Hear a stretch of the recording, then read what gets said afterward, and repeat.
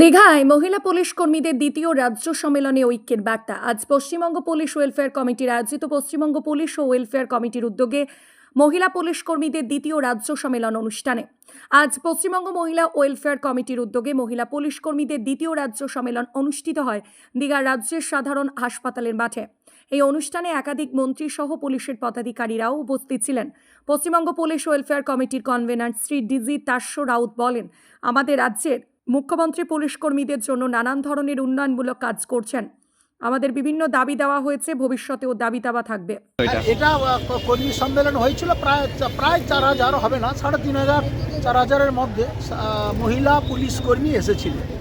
এটা আমাদের একটা ওয়েলফেয়ার কমিটি আছে, যেটা পুলিশ শুধুমাত্র তার কাজকর্ম দপ্তরে করে তা নয়, তারা মানুষের জনসেবামূলকও কাজকর্ম করে। তার রাজ্য সম্মেলন হলো, দ্বিতীয় সম্মেলন, আমি সেখানে ছিলাম।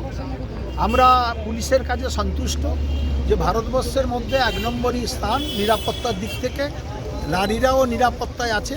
2-4টে অঘটন ঘটে, 2-4টে কোনো অপ্রীতিকর ঘটনা ঘটছে, কিন্তু কিছু মিডিয়া, কিছু নেতৃত্ব, বিজেপির কিছু নেতৃত্ব এটাকে ফেলে ফুপে তারা মানুষেরকে বিভ্রান্তি করার চেষ্টা করছে।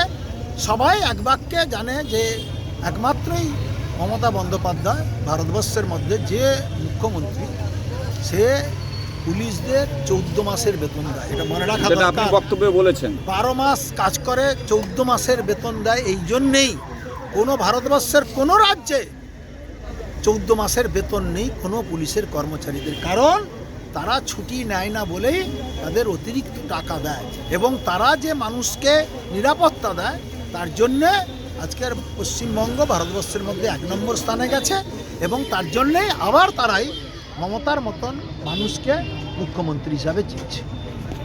সভামঞ্চে অন্যান্যদের মধ্যে উপস্থিত ছিলেন সেচ ও জলপথ মন্ত্রী মানস রঞ্জন ভূঁইয়া, উপস্থিত ছিলেন মৎস্য দপ্তরের মন্ত্রী বিপ্লব রায়চৌধুরী, বন ও স্বনির্ভর গোষ্ঠীর মন্ত্রী বীরবাহার হাসদা, পঞ্চায়েত ও গ্রাম উন্নয়ন দপ্তরের মন্ত্রী শিউলি সাহা, খাদ্য সরবরাহ মন্ত্রী জ্যোৎস্না মান্টি, বিধায়ক অখিল গিরি, জেলা পুলিশ সুপার সৌমদীপ ভট্টাচার্য, এছাড়াও পশ্চিমবঙ্গ পুলিশ ও কলকাতা পুলিশ ওয়েলফেয়ার কমিটির শান্তনু সিনহা বিশ্বাস। পায়ের চটি চাটতে পারেন, আপনি আপনার নেতার চটি চাটতে পারেন, আমরা চটি চাটা নই, আমরা অনুগত। অর্থাৎ আমার পুলিশ মন্ত্রী, মুখ্যমন্ত্রী, তার অনুষ্ঠানে গেলে যদি চটি চাটা হয়, তাহলে আপনাদের যে রাজ্যগুলো আছে, যে যোগীর রাজ্য আছে, সেখানে কি হচ্ছে? কোথাও তো দেখতে পাই যে কোনো এক পুলিশ অফিসার কোনো এক মন্ত্রীর পায়ে জুতোতে কাদা লেগে আছে, সেটা তাওয়াল দিয়ে বা রুমাল দিয়ে মুছিয়ে দেন। তখন সেটা কি? আমরা অনুগত, আমার হায়ার অথরিটির কাছে নিশ্চিত আমাদের ওবিডিয়েন্সি থাকবে, এটাই হওয়া উচিত। তাই আমি এই মিদনাপুরের মাটিতে আজকে এই সম্মেলনকে সফল হওয়ার আহ্বান যেমন করব, তেমনি নারী হিসেবে আমি গর্ব অনুভব করছি আপনাদের জন্য। আমি একটা কবিতার এক লাইন দিয়ে শেষ করব। আমি অনেকগুলো আপনাদের ডিমান্ড সবগুলোই মিস্টার রাউত বলে দিয়েছেন, আমি আর বলতে চাই না। আমি শেষ করব শুধু এইটুকু বলে, আমাদের কোনো কালে জয়ী হয়নি পুরুষের তরবারি, প্রেরণা দিয়েছে